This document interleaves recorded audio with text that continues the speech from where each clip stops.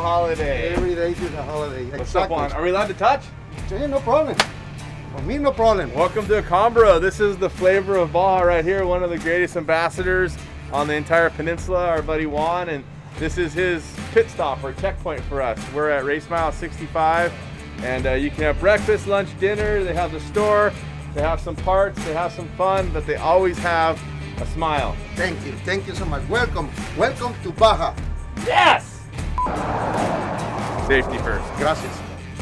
For this pre-run, we're being joined by our friend Jacob Andrew. We've been hanging out for a dozen years or so. You ready to have some fun? I am more than ready. It's going to be a blast. It's pretty exciting to have two totally capable trucks to go out and look at the entire course. One thing you can always count on Juan for is a big blown up map so you can see the race course. Right here, this is Orapan, and we're at race mile 65, and you can see how vast it is. You know, we're running from the Pacific side to the Sea of Cortez, through the mountains of the San Pedro Martir. It's going to be a tough race, not only because it's the longest loop ever done at the Baja 1000, but also because it's going to go over some terrain that's both tight and tricky, but a lot of different angles, a lot of different things getting thrown at us. So pre-running is key because it's your reconnaissance. You go out, you look, you see, you try to make decisions. It's not pre-racing, so we're not hauling butt all the time. Yeah, we'll slide some corners and have some fun and do some jumps, but for the most part, you're trying to figure out how your race is going to go based on what you see on the race course. So you got to use your head and take it all in, digest it, then come up with a racing plan from there. The inside of our truck might be a little bit different than others. In some cases, the driver really runs the race, but for us, we're a two-man crew. My navigator, Cody Stewart, has been with me for more than a decade, and we have worked on many different projects together, including winning the 2018 Baja 1000 overall on BF Goodrich tires. Being a navigator these days in off-road racing it's a huge job. I personally have 8-10 jobs when I'm racing in the truck, from manning the radios, manning the sat radios, manning the temperatures of the truck, being a psychologist to the driver. We're checking gas mileage, seeing if we can extend our pit stops, things like that.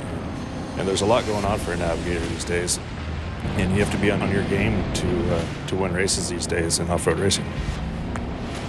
The driver really just holds the steering wheel and pushes the pedals, and the navigator might be the most important part of any race team.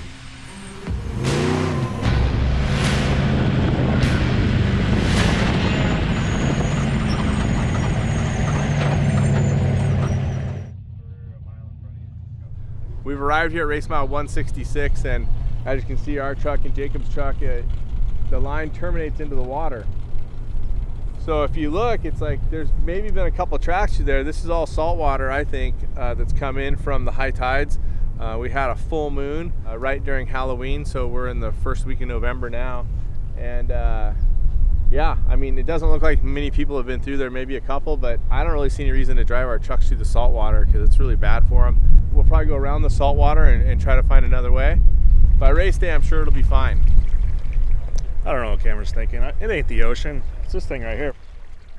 Whatever's in the water is making extra bubbles, so when you get in, it gives the skin a little tingle, and I think that's the culprit. There's a couple other pipes here. It's filling up this area, so we're just gonna get undressed. We're gonna jump in, see how the water feels. It's feeling a little warm, but we're here. We're gonna do it. Here we go.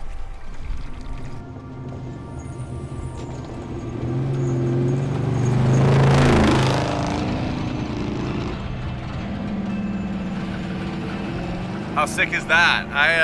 Man, I haven't been to Baja since November 23rd of 2019 because of my commitment to King of the Hammers, then obviously with the COVID and the restrictions, and it just warms my heart to be down here on the bottom loop. We're about race mile 225, I'm not sure exactly, but BOOJUM trees. How sick is that? We're like right on the edge of the Never Never, and that's something that we call that vastness of Baja where there's no one around. And for me, I saw one and I was like, smiles, and I'm like, have to jump out and just like get a picture. And I'm stoked to have Sasha here to record it. Normally you wouldn't hear the race trucks or pre-runners in the background, but we're so far in the middle of nowhere. We're not shutting the trucks off, something my dad taught me. Don't shut a running truck off in the middle of nowhere, but. Cody, copy Raptor? Yeah, race mile 245. Copy, race mile 245.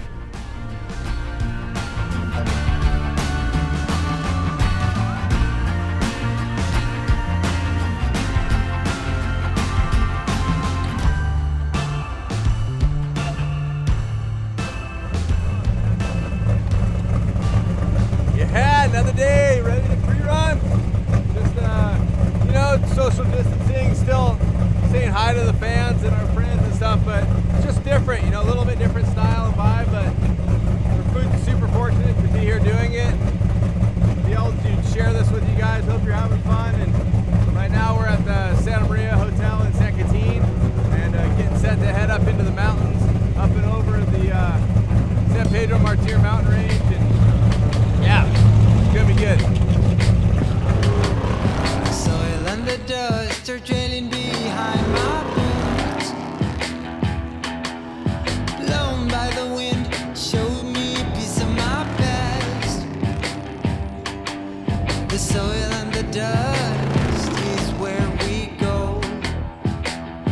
6 feet under, whatever your uniform says. The smell of the dust is sticking onto my clothes. Burns my throat, sent shivers down my spine. The smell of the dust makes us just the same. Blown like the dust, the soil and dust. Ooh, I thought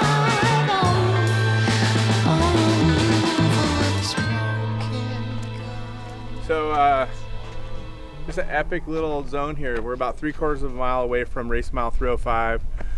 We went super slow, came on the side road. Most racers and people don't realize it, but the Santo Domingo mission ruins are right here. If you take a look over here, there are some of the adobe walls. They've been covered with plaster to keep them from deteriorating anymore, but let's go in and take a quick look around. I believe there's 27 different mission and visita sites here on the peninsula, and this is one of them. This was founded in 1775, and they had church services here until the 1800s.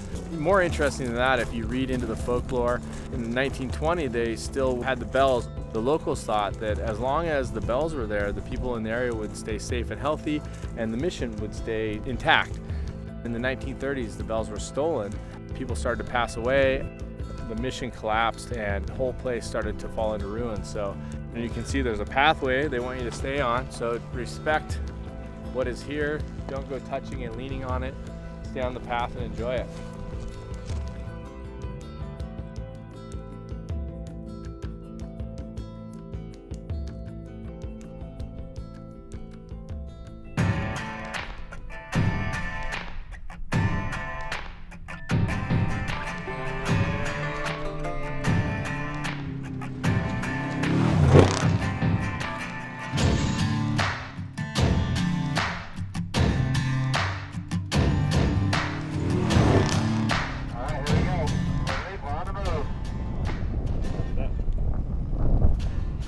Here we are, race mile 674, BFG Pit 5 for this year's Baja 1000. Cameron's doing a little testing. He's going to be coming into the pit here. BFG offers a free pit service to anybody that runs on BFG race tires. Pretty awesome. Let's check out Cameron pulling up here to BFG Pit 5.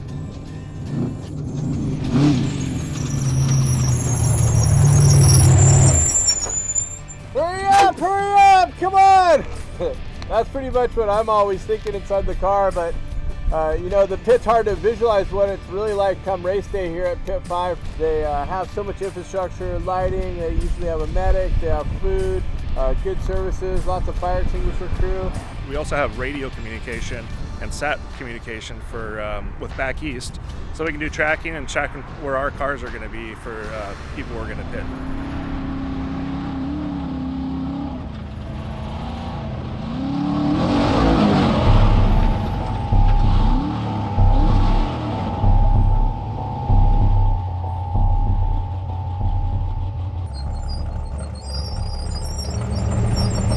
Well, it looks like our buddy Jacob lost the transmission climbing the hill out of Simpsons. We're at about race mile 312. And so we're going to put him on the rope and try to get him into Baja Trinidad. No fun.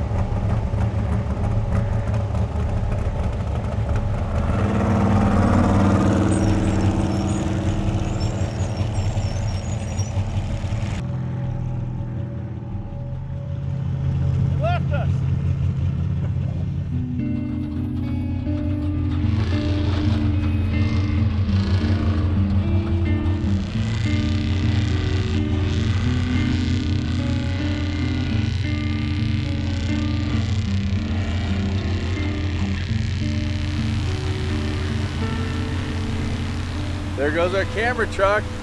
Jacob blew a tranny, which is never a good thing.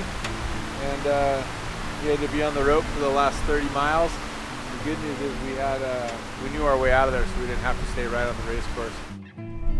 We're at race mile 400. We're not doing very good, but that's kind of the story of pre-running, right?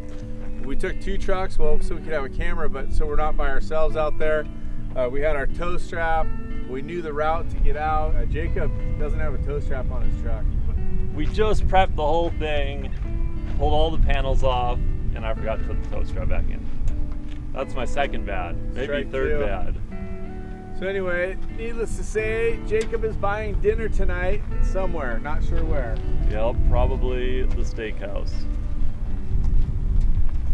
It's a bummer. The magic exploding in living color right there behind me on the Sea of Cortez. One of my favorite things in the world. For me, it reminds me of all the fun I've had as a kid here. It also reminds me of my friends that have passed, specifically my friends that have passed here, Jeff Oxcargola and Pistol Pete, both very close to me. Jeff was like my son, and to not come out and do it would be disrespectful to them. So we're here watching the sunrise. We're gonna go out and get some dirt time. That's the way they'd want us to do it. I came from the mud. There's dirt on my hands. Strong like a tree. There's roots where I stand. Oh, I've been running from the law. Try to catch me howling at the moon.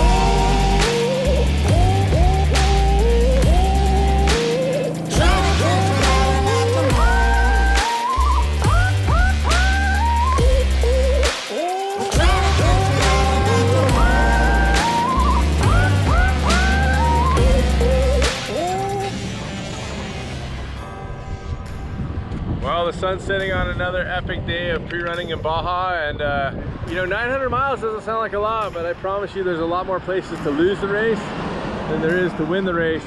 And I would say that being smart is the key here. If you're racing, just, you know, you got to get to the finish line before you win, and if you're chasing or supporting or spectating, don't take any chances on the highway.